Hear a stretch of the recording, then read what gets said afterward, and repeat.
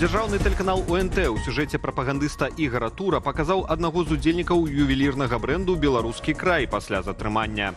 Названыя імёны і іншых удзельнікаў брэнду. Як сцвярджае Тур, некаторыя з іх заставаліся ў Беларусі, і іх таксама затрымалі. Каманду беларускага краю вінавацяць у незаконнай прадпрымальніцкай дзейнасці і несплаце падаткаў. У відэа ОНТ сілавікі падкрэсліваюць, што аздобы, якія прадаюцца як срэбраныя, насамрэч нібыта зробленыя з пасрэбранай латуні. Нагадаю, 26 ліпеня бренд «Беларускі край» прызналі экстрэмісцкім фармаваннем.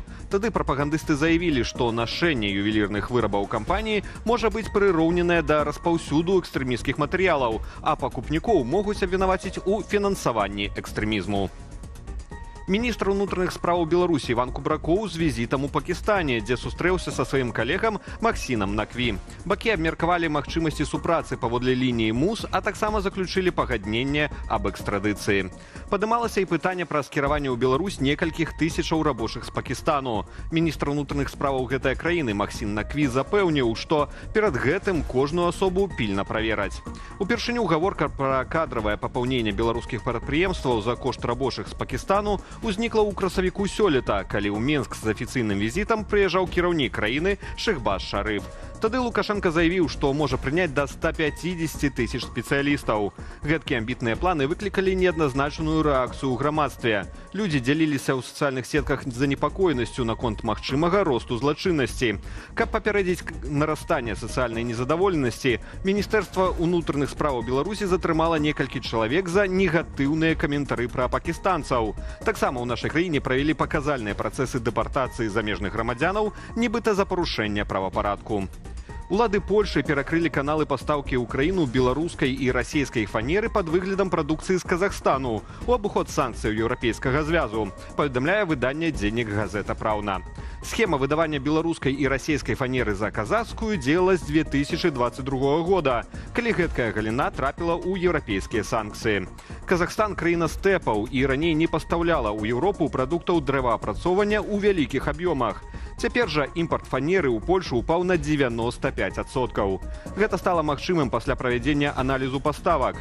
Паводле расследавання арганізацыі «Эртсайт», іх аб'ём за гэты час мог скласці каля 1,5 мільярда еўраў, палова з якога акурат прыпадае на Польшу.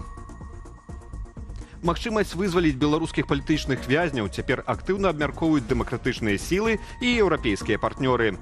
Гэтак офіс Святланы Ціханаўскай анансаваў адмысловы кангрэс у справе палізняволеных у Польшы ў канцы верасня. Аднак важным пытаннем застаецца і тое, што Лукашенка запатрабуе за волю і жыцці людзей. Бо, відавочна, умовы абмяркоўваюцца падчас перамоваў з амерыканскім бокам. На гэтае ж пытанне ў вечаровым выданні студыі «Белсат» адказаў Павел Латушка. Тут может быть такі падыход. Я вызвалю частку, а вы адрэагуйце. Што чакае Лукашенко ад амерыканцаў? Ён хоча, каб амерыканцы знялі санкцыі на калій, на Белавія і на беларускі банкаўскі сектор. Его не цікавіць, напрыклад, фізічныя асобы, бо шмат людзей, там сотні людзей знаходзяцца пад персанальнымі санкцыямі, у тым ліку эканамічна персанальнымі санкцыямі. Нават прадпрыемствы некаторыя знаходзяцца, але вось гэтыя тры кірункі калій, Белавія і банкаўскі сектор, гэта найбольш, што цікавіць Лукашенку. Вось на сённяшні дзень так выглядае, я думаю, гэтая камунікацыя, але мячык на баку Лукашэнкі, на яго полі, двойчы пададзены Трампам. Лукашенко яго адкіне назад.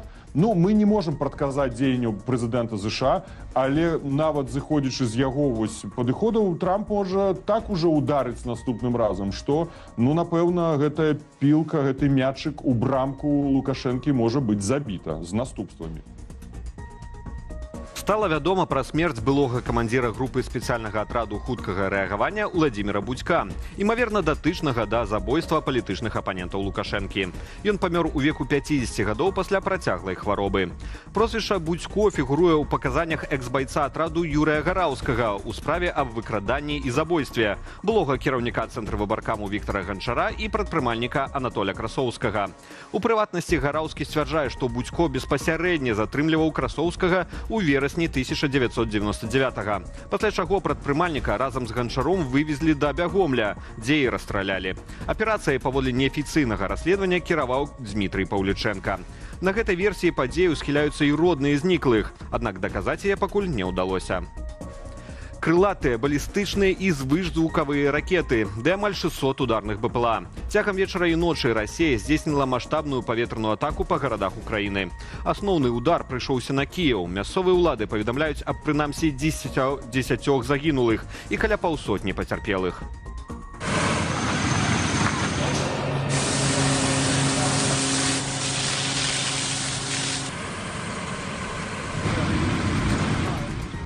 Гукі выбухаў прагучалі ў 20 пунктах гораду, пачаліся пажары. У Дарніцкім раёне абрынуўся пад'езд жылога 5павярховіку. З-пад завалаў пакуль удалося дастаць 3 чалавек. Аднак там усё яшчэ могуць заставацца людзі. Пошукава-ратавальныя працы працягваюцца. Выбухі гэтую ночу гучалі таксама ў Кіеўскай, Вінніцкай і Чарнігаўскай вобласцях і ў Запарожжы. Інфармацыя пра пацярпелых удакладняецца. Як мінімум адзін з расійскіх дронаў, задзеяных у апошняй атацы па ўкраіне, заляцеў на тэрыторыю Беларусі, паведамляе выданне «Флагшток».